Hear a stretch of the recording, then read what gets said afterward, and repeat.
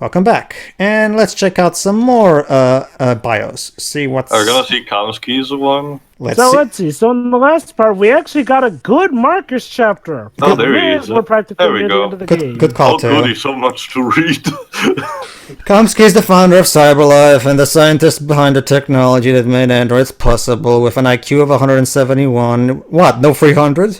He launched his business straight after graduating from Cambridge University. Nah. Wait, no, Coleridge. business Oh, in a Coleridge. few difficult years, he Coleridge proved a tremendous breakthrough by University. creating the first android to pass the Turing test in 2022. Wow, like Nice 3 reference. years from now. You see, Go Dwibs. figure. CyberLife rapidly moved into mass production of its first models to tremendous success, which led the company storming market capitalization. After a few short years, Kamsky is the iconic figure of CyberLife, elected twice Man of the Year and Man of the Century, holy cow, by Century Magazine. Well, he basically created artificial intelligence, Jova. He's so- basically Oscar Isaac from X Machina. That face. You He's see- the richest man in the Chloe. world, apparently. Chloe is a model ST200, the first model to have been manufactured industrially by CyberLife. Her immense commercial success laid the foundation for CyberLife's empire and made its creator Elijah Kamsky the most revolutionary figure of his era. The Chloe models, although not as sophisticated as more recent designs, remain widespread. Their natural charm and excellent software, penned by Kamsky himself, make them sociable and pleasant company. Which is why we have one of them for ourselves. But, you see, Dwips, screw Cambridge University. Now we have Coleridge University. Coleridge. What? What is it? Wait, hold on, girl. We are only just friends. What is it, Chloe? Maybe we should leave things as they are. She's afraid. No, we should continue, Chloe. What happens if you say no?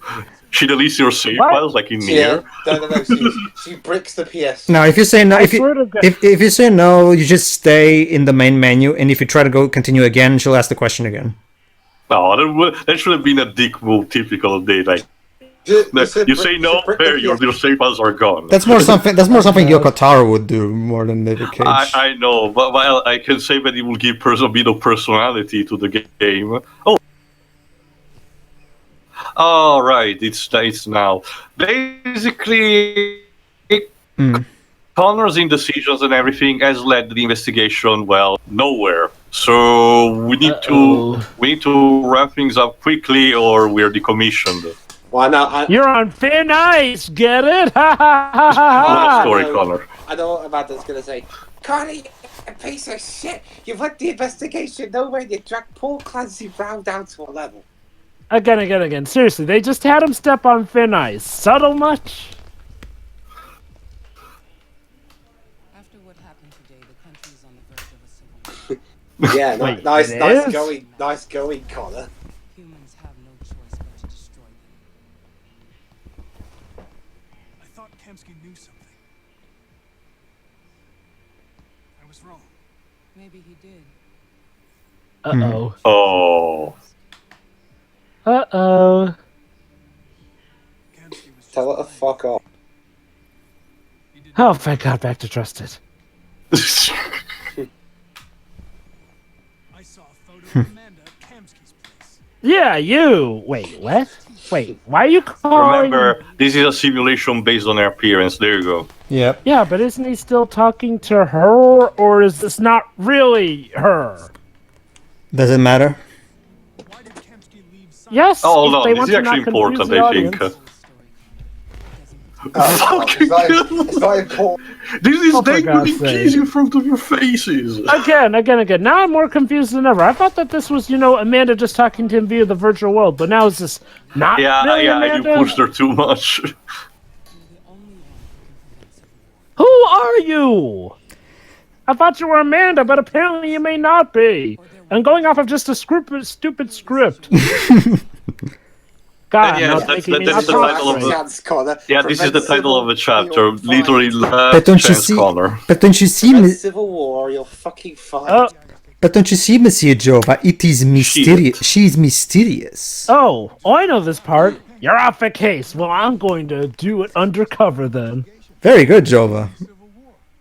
It's a fucking civil war. Not a civil war, a fucking civil war. Not to be confused. close. You're always saying you can't stand and androids. Jesus, Hank, make up your mind. Ooh. That's the thing, guy, dude. Connor kind of If we believe enough. Connor melted his icy heart. No. There's nothing I can do. You're back on high. Well, Jova, look at the bright side. At least it's not as stereotypical as the police chief from Fahrenheit. Look, I know exactly how this is going to go. They're off the case, but they rebel. Yep. Oh. Let me guess. We've If unlocked you the don't, friend path. let me guess. If you don't get to the friend path by this point, this is where he goes to kill himself, isn't it? No. By this point, he doesn't kill himself because we've already Jova asked if we couldn't manage to unlock the path, the friend path. yes, he would. But okay, and this is the moment where Pedro? what? I'm guessing his connection isn't cooperating right now. Oh well. I guess the machines are striking His back at connection's him. having a breakdown over this game. The Quantic Dream drones have found him and are taking care of him for bad mouthing David. Despite the no, fact Teo, that what's he actually buys happening- more David Cage games than we ever do. No, Teo, what's actually happening is that Discord hates me.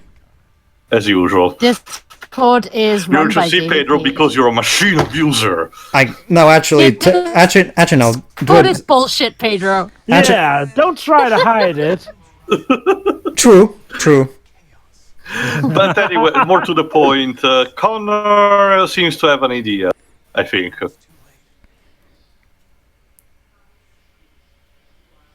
So you're telling me that humanity immediately thinks civil war just because the android. Protest. Hold on. Oh.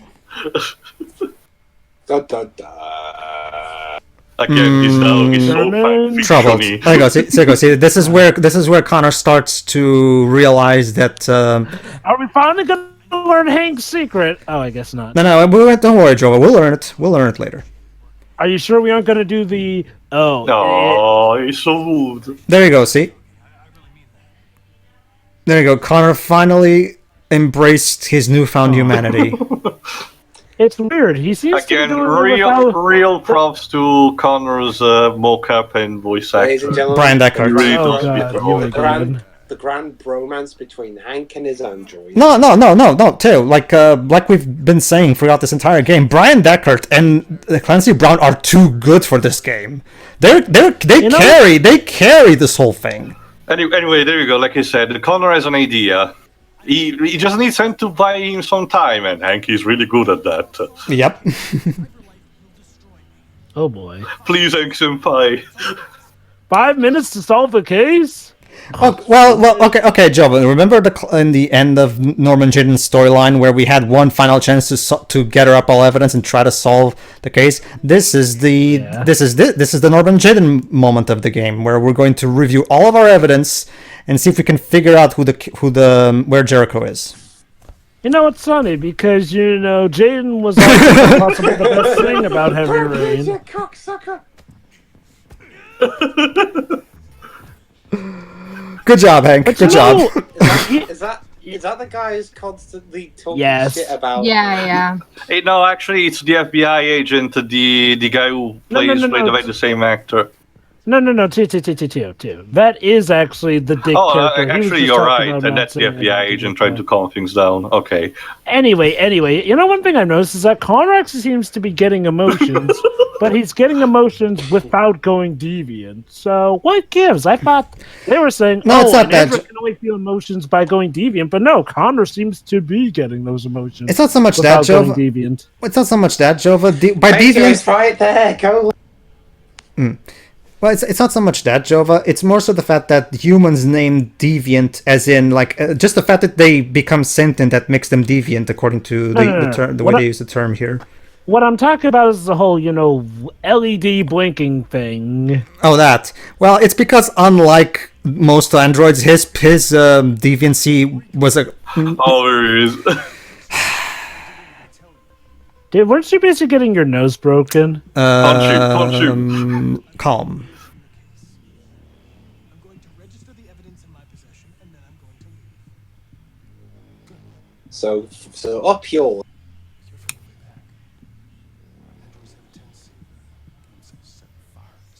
Really? My God! Again, Okay. Could you be any more cartoonishly evil? I'm sorry. I'm sorry. Exactly the thing. Like David Cage thinks that this kind of people, this kind of person, can never be pleased, no matter what answer you gave to them.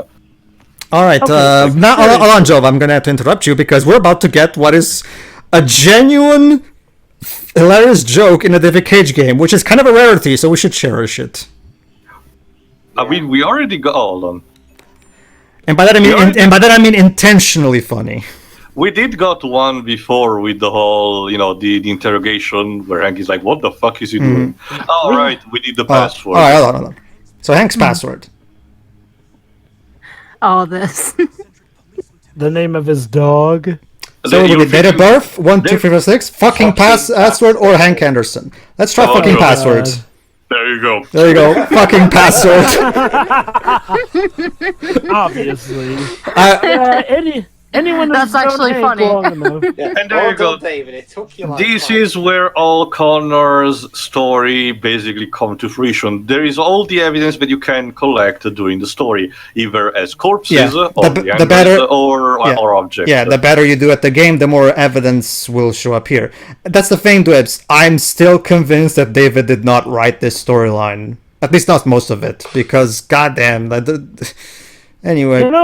It's weird though. I mean, honestly, David Cage is writing humanity as such a freaking joke here. Like, okay, honestly, would you really think humanity would assume civil war just because a bunch of androids stood there protesting, just like the African Americans or several other minorities did back in the civil rights era? Like, you're really telling me that nobody would have hindsight to past events and realize, hey, this is kind of like that. Maybe they're just silently protesting like we did back in the day. No, they immediately resort to civil war. I think he read that. We could watch the cool. I know, right? Like, seriously, again, I get the whole thing about those who don't learn from history are doomed to repeat it, but you're telling me that almost no one, or apparently enough people, have not learned from it to the point where they're going to redo something as atrocious as that all over again, even when Germany pretty much has gone out of its way to never repeat a Holocaust ever again. Yeah, I don't buy it. Yeah. There you go. That's the Jericho image that he visualized. And yet it's weird. You know what's weird? Despite the fact that Jericho are supposed to be the good guys, part of me actually wants Connor to succeed in finding them. Maybe it's because I don't want to see him get destroyed, but the way Jericho have carried out some of their stuff hasn't been the most brightest either, to the point where I realize maybe they're For the record, belong too. hold on, Joe, allow me to mention it. For the record, I've platinumed this damn game, and I have yet to find a scenario where this diary actually becomes useful. Again, I understand that there need to be, red herrings for the for some of the Yeah, evidence. it's attorney has the red herring pieces of evidence as well. But I don't know. Like, considering also you have limited time to do things. Oh, don't worry, Teo. Like I've told Shiroi in her playthrough, the time you're given is way more than enough.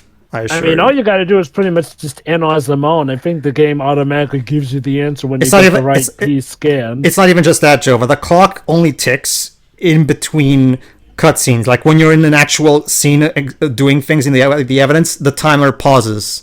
So how are you supposed to fail these? Just stay still and wait for the timer to run out. Granted. I guess I want to make it so that it's easier to get, the better endings, but I don't know. It feels a bit patronizing to make it that easy in a sense. I don't know. Or even better, instead of making it 5 minutes, make it 7. I mean, 7 is, I would argue, is a good enough. No. 3 minutes is plenty. Make it 7, and don't have the clock stop for anything. I would argue that that's a good enough compromise.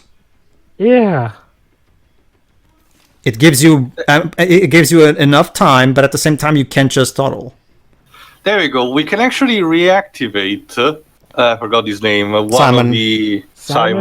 Remember the guy? He was one of the Marcus lieutenants, so he can actually give some information about Jericho. Indeed. You could really trick him. Here's a problem, though.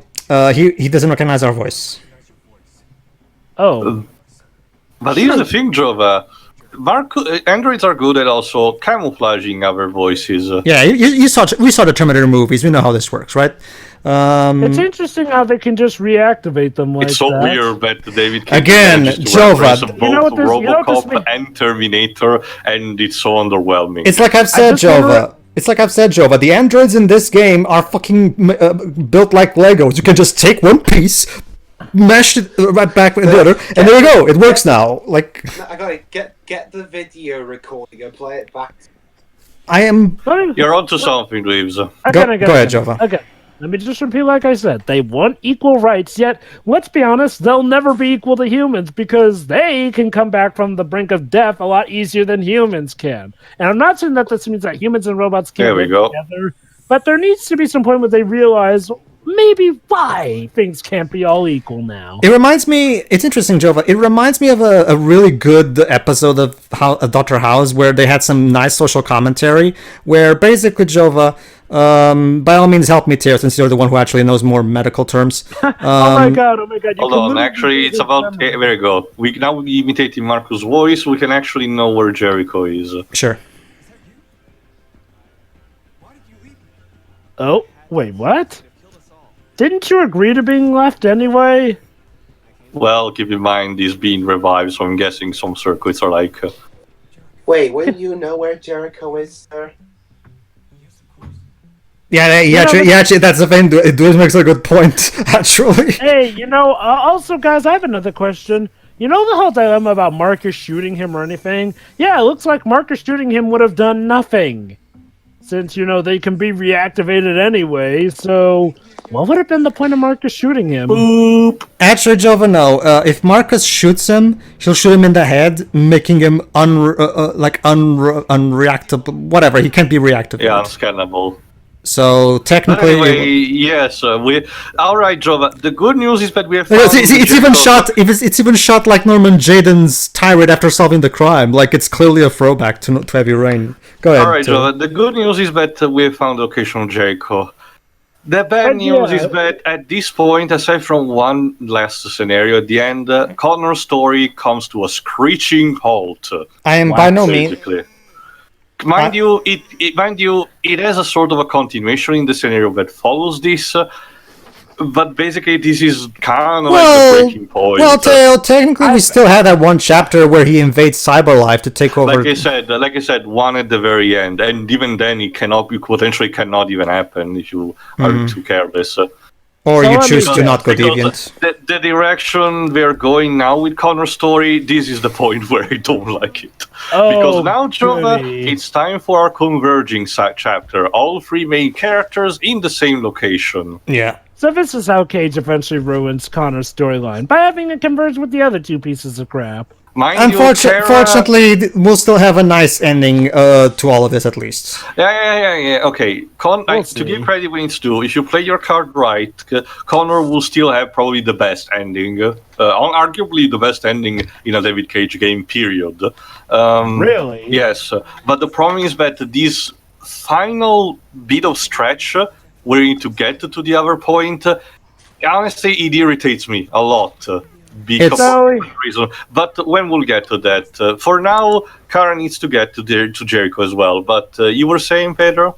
I am by no means an electronics expert, so by all means, audience, feel free to correct me in the comments if you are.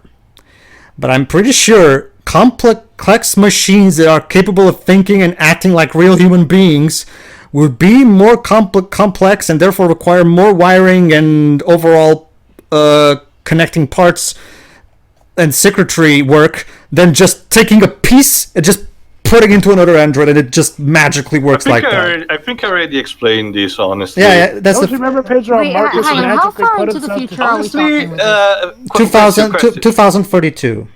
Question, Pedro. Do you buy your PCs already pre-built or do you have to build them on your own? I never built a PC in my life. Well, for a small explanation, the way you can build PCs is that you can take a multitude different type of, I forgot what their specific term, for example. Oh my god, this is boring! Yeah, yes, it is. Yeah. Is this really all there is for this chapter? I mean, I know there's something to macro chips, I think that's the right term. Basically, are a series of macro chips that you can connect to your home board. in different combinations as well. Do you want something more powerful? Do you want something less consuming? Do you want to install a refrigeration system, either by ventilation or by blue liquid because it's fancy like that? It's kind of like the same logistic. At the end of the day, it's the software that does all the quote-unquote complicated things, but the mechanical parts inserting on their own is relatively fine. Yes, it appears as if you're stacking a piece of Lego to another, but overall, it's only the mechanical part that needs to be connected with the other. Everything else needs to just be compatible with the software, which is indicated by the compatible with serial model X or something. And that's fine too. But that's also why Marcus can manage to get an eye of a different color of his, because it was for a different model, but the software was still compatible to his own. I wanted to watch the news. Also, I agree with Drova. This is getting way too long. Holy cow! I mean, seriously, you just had a long stretch. Once again, David Cage locks you into a place with barely anything to do and just asks you to wait. At least in Snake Eater, when I'm climbing a long ladder, I'm hearing an awesome rendition of Snake Eater while I'm doing it. Yeah. Arguably, you're actually doing something actively. You're propelling Big Boss to his own goal, reaching the top of the ladder. Here, you're just either sitting and having to wait. Hell. Okay. If you don't allow me, Jova, I wanted to expand on your earlier point that you were making about the androids and the humans, Jova. There's a really good Dr. House episode that also kind of made the same point that you're making right now. Where, okay, again, Theo, but feel free to correct me because I'm not as good on medical terms as you are.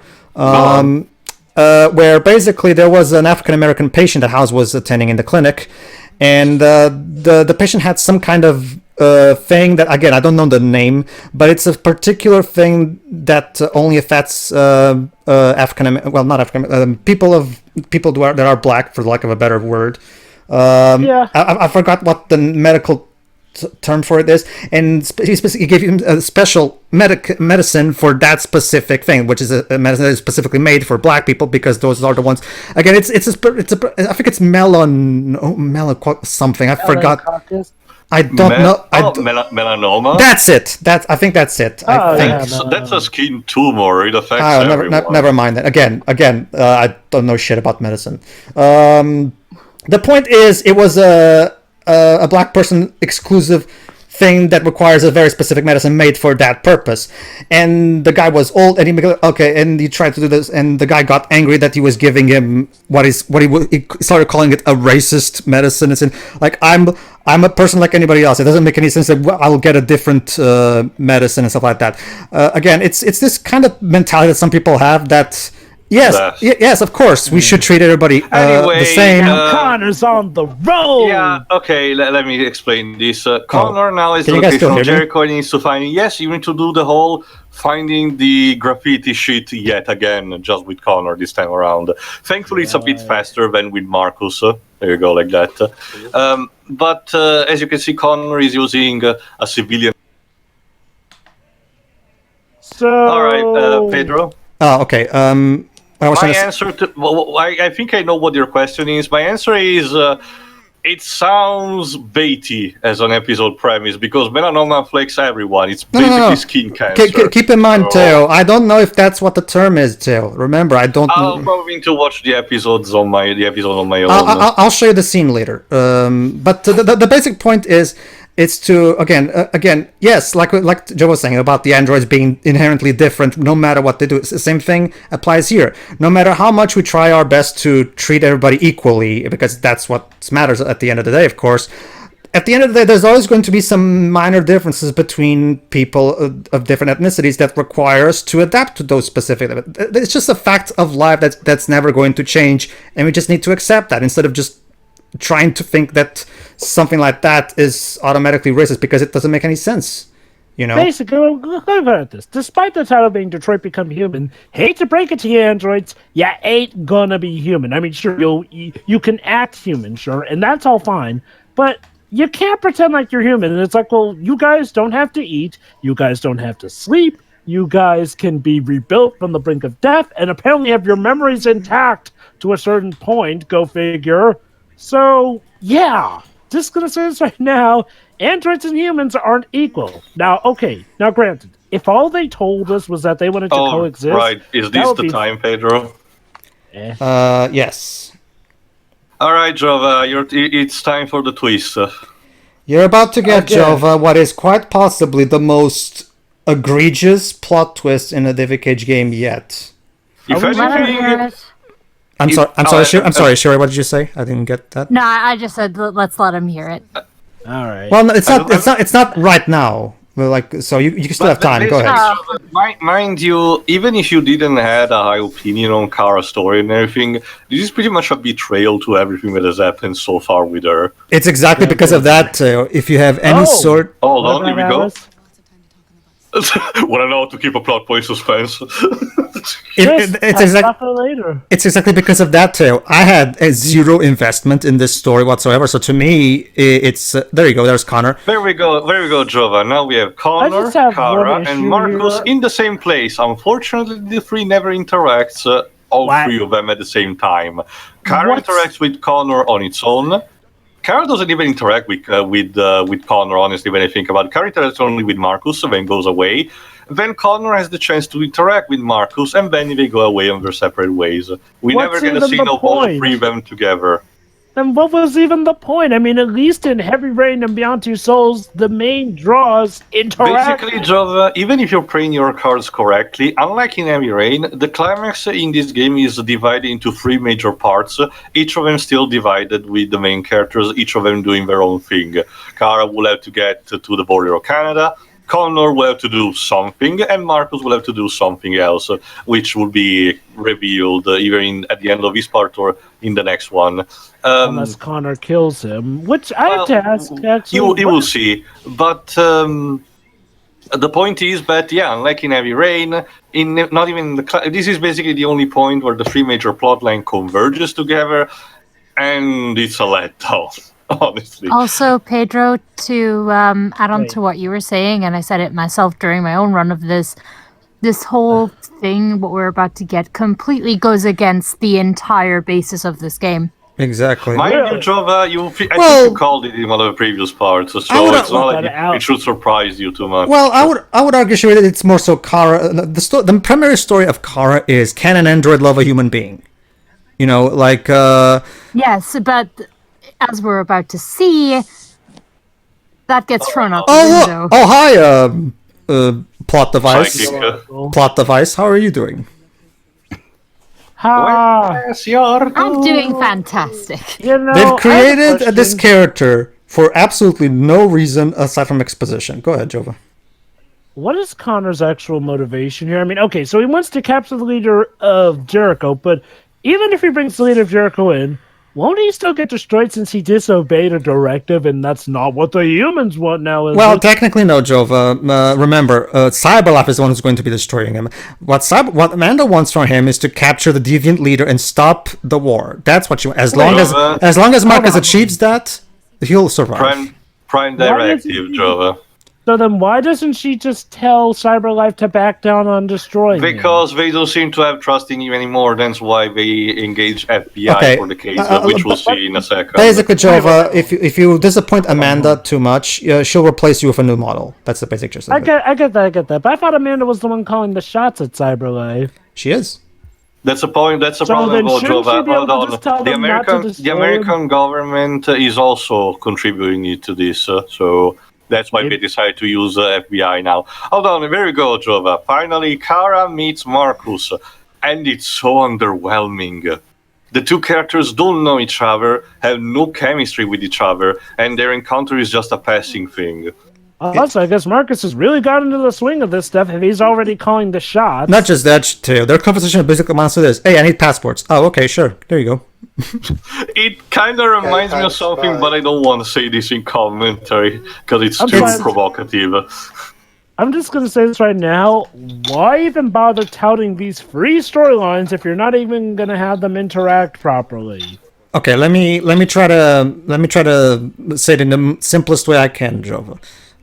Amanda herself will intentionally order the destruction of Connor because she doesn't find any use for him anymore. It's just Amanda who generally finds him useless because he feels so hard. That's the basic truth of it. Well, that's stupid, seeing as how he's actually been rather effective, so I have no idea what to think. Here's the problem, Jova. We have been effective in making Hank Senpai notice us. As for the actual investigation, we didn't manage to get all that stuff we need because, as you can see, Connor is left, androids left and right to go away. So... Well, okay, but to be fair, before that, they were doing a better job catching them, and it's like, what? That doesn't mean anything now?